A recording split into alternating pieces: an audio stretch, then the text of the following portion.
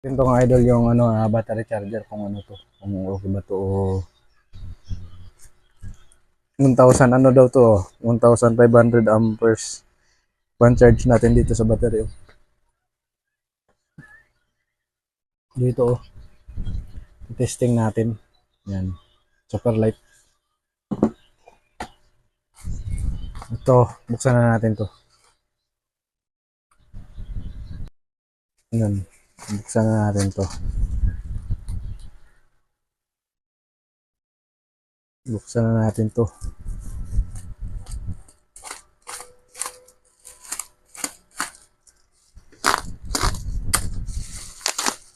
Okay.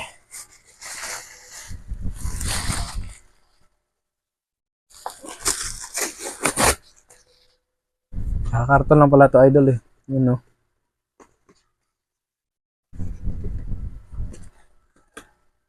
Yun siya idol oh.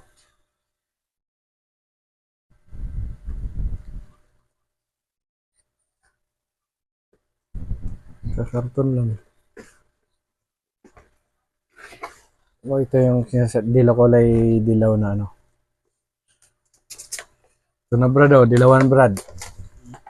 Charger. Kulay dilaw. Ito. Ano to siya, charger ng battery. Ito yung kuryente. Tapos dito mo siya i-charge. Ito na yung out niya. Red tsaka black. Dito. So, testing natin to sa kuryente. Kung mag-charge na siya. Wait lang. Sasalpak na natin. Yun. Umikot na yung fan nito. Yung fan niya umikot na. Tapos, ito na yung ano niya. Out niya. Yung pang-charge sa baterya. Ito, yun na yung clip. Pang-charge sa baterya. So, ito na yun, idol.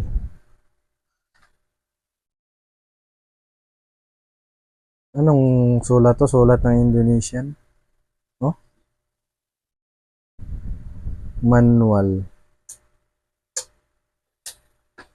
12 volts lang. Motor. Ano ba to? Mobile. Hindi ko alam to. 12 volts lang. Charge na natin. Try natin. Ito, i-charge na natin dito sa positive. Ito yung plus. Pula. Yan o, may plus, positive.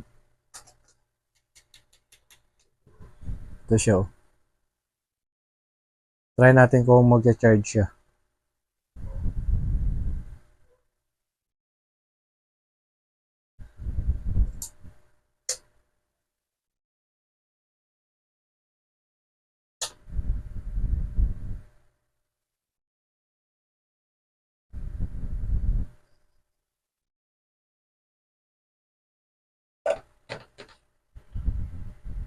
Umiikot yung fan niya eh. Yan o. Titesting nyo guys pag ganyan o. Yan, nag-i-spark siya. Ibig sabihin may power. So, ano na natin siya. Charge lang. Ewan ko lang kung ayan o. Kung nag-charge yan. Parang malupi na. Oo nga, nayupi o. Saan yan? Karen. Okay, nayupi na to. Ito na idol o. Pag ganyan, TU, charging siya na nakaano siya. Naka-charge yan TU kasi nakalagay. Yan, nag-charge. Tapos tanggalin natin tong clip. Oh. Ang nakalagay doon sa charging mode niya, no. Dito oh. No. Pag mababago yan pag ilagay ko tong clip. Ilagay ko na. Oh, nagiging TU. Ibig sabihin, nagcha-charge na yon, charging mode niya TU. Pag no, wala, hindi nagcha-charge. Sa taas yung no.